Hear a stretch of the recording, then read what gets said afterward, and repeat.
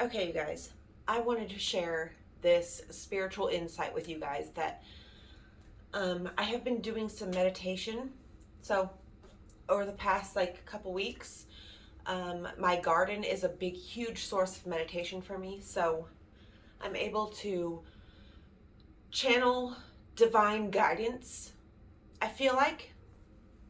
Um, so, let me tell you a little bit about myself really quick and my spiritual journey. So, ever since I was a kid, I have felt connected or called. I felt this connection to something. And I always found solace in the woods. I mean, I remember some of my first memories are me trying to run free and going to the woods. um, I have always known, ever since I was a kid, like you can ask my sisters, people that have known me my entire life, I have always known I was a witch. Like I always known I had this connection to this divine energy that we all have. We all have access to this divine connection. Some people are born with it already activated. Some people have to work to activate it.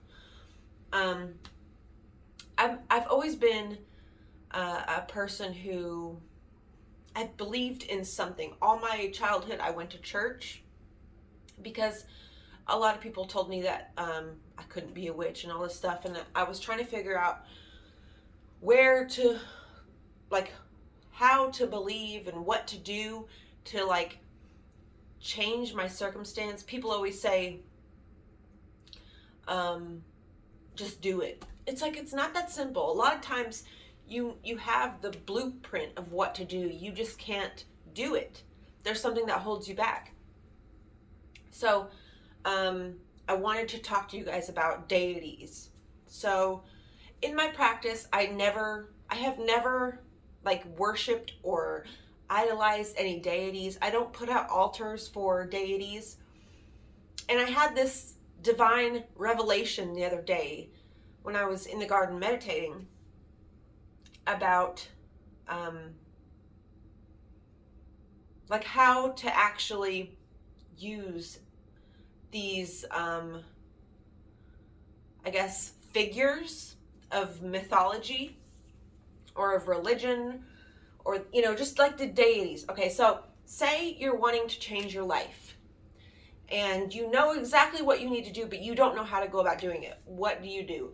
A lot of times when you're a part of witchcraft, you look to a deity, you call into a spirit, and you put out an altar hoping that some magic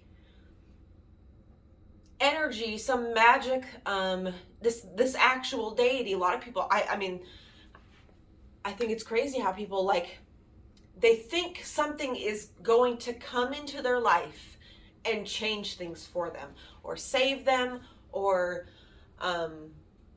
save them from themselves. And this is where a lot of people get it wrong. They get it so wrong and they give up their power when they do this. Okay, so when it's like when people, they go through a tragedy and they get angry at God and they get pissed off at God. It's like you're not understanding it correctly. So I want, for another way for you to look at this is, instead of, okay, so the Bible says, I'm going to take this to a Christian route real quick, just because I know it can hit a lot home for a lot of people, because a lot of us have, especially if you grew up in America, you have Christianity somewhere that's affected you somewhere. And so a lot of people can understand these terms. So in Christianity, God says, you are made in my image, okay? And if you actually read the Bible, and if you actually study Hinduism, or if you study Buddhism, they all teach you the same thing. And it's teaching you that the door to divinity and that divine connection is only within you. You're the only person who has access to your own divinity. Nobody can sell it to you. Nobody can, take it from you and then give it back. They can only convince you that you don't have it. That's the only thing. They can only convince you that you're not powerful. So if you can, for a moment, suspend the belief that you're not powerful, suspend that belief for me right now. Okay? I want you to try this exercise. If you're a Christian, it doesn't matter if you are a atheist, if you are a Buddhist, if you are whatever. All you have to do, instead of thinking that God is outside of you, think that know that God is within you, okay? God, spirit, whatever it is that you're seeking. If you're seeking it outside of yourself, you've understood it wrong, because the door to that divinity is within you. So I had this revelation about deities. Instead of praying to them and hoping something happens, know that these archetypes are set up as ways of being. So if you want to pray to Jesus Christ, say, you have to actually live. You have to embody that. Okay? So when you're calling out to some magic being, some deity, some God, to try to fix and save and rescue, that is within yourself, okay? And so you have to suspend the belief that you're not powerful and that you're just another average person. But what these say, like Athena, Aphrodite, if you want to bring these things into your life, so usually people call on Aphrodite if they want to bring more love into their life, okay? And they set up these altars and they do all these grand gestures, and then they just go back to being however they were. They don't exhibit any other behaviors. They just set out the altar, say the prayers, and then go back to hoping some magic thing comes flying out of the air and does all the work for them. Instead of doing that, okay, take all of that effort you would put into offerings, an altar, or any of that, and embody that trait of that deity, okay?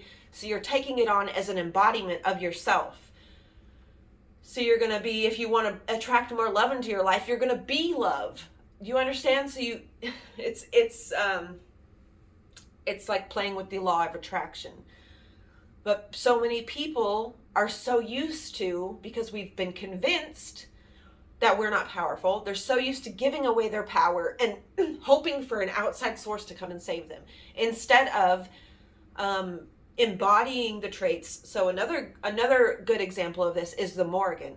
Okay, so a lot of people, they call on the Morrigan or Hecate when they're not feeling powerful. They don't feel they feel like their sovereignty is being threatened or something like that.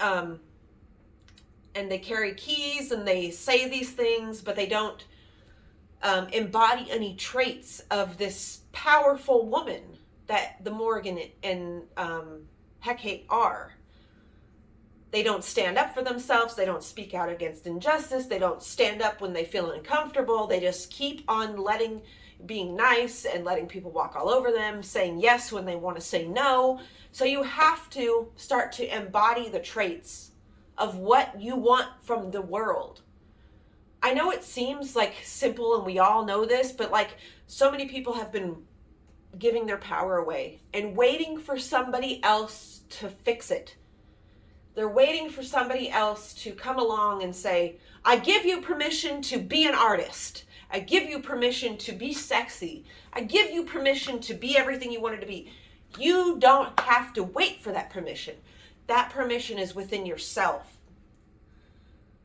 I think it's all long overdue that women start being powerful. It's been long overdue that we stand in our power, but standing in your power does not mean being cruel.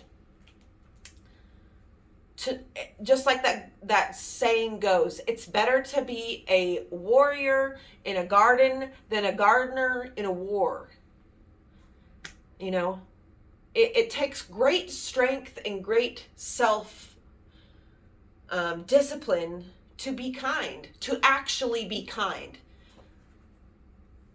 A lot of people, they're kind for their own gain. Anyway, I'm getting off topic. You have to embody these traits of what you want to see in the world. Instead of praying to some outside source, start telling yourself affirmations. Start, speaking out loud of your fears and being truthful with yourself, and stop waiting for permission from other women or other people or who the fuck ever. Stop waiting for their permission to be great. You don't have to wait for anybody's permission to do anything, okay? If you feel like you can't be sexy because you've been frumpy all your life, so what, man? You just be whatever you want, whenever you want, however you want. As long as you're not hurting anybody, and as long as you're not forcing other people to go along with the delusion that you're telling yourself, then everything's good. But if you, honestly, this has really helped me, this realization of like, okay, if there's something, like when I read a book about Hecate, I used to go out into a field and pray to her and not change my behavior at all. I would still go along with lies, or I would not stand up for myself when somebody called me a name.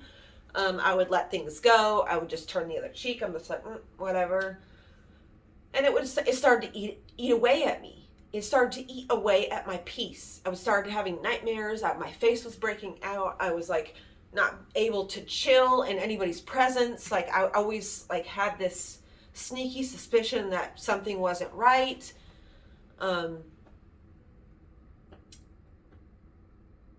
And I did not equate. I was letting all of my fears dictate my behavior. And I was hoping and praying for some outside deity or source or God to come and save me. Get away from that. Don't tear the carpet up. And I was refusing to change myself to be the person who embodied the life that I wanted to live. And so ever since I started doing that, I'm getting a lot of backlash from people. I'm getting a lot of pushback from people. And that's how I know I'm on the right track. So I hope this helps somebody think about things in a different way. And yeah, I love you all so much, and I'll see you again soon. Bye.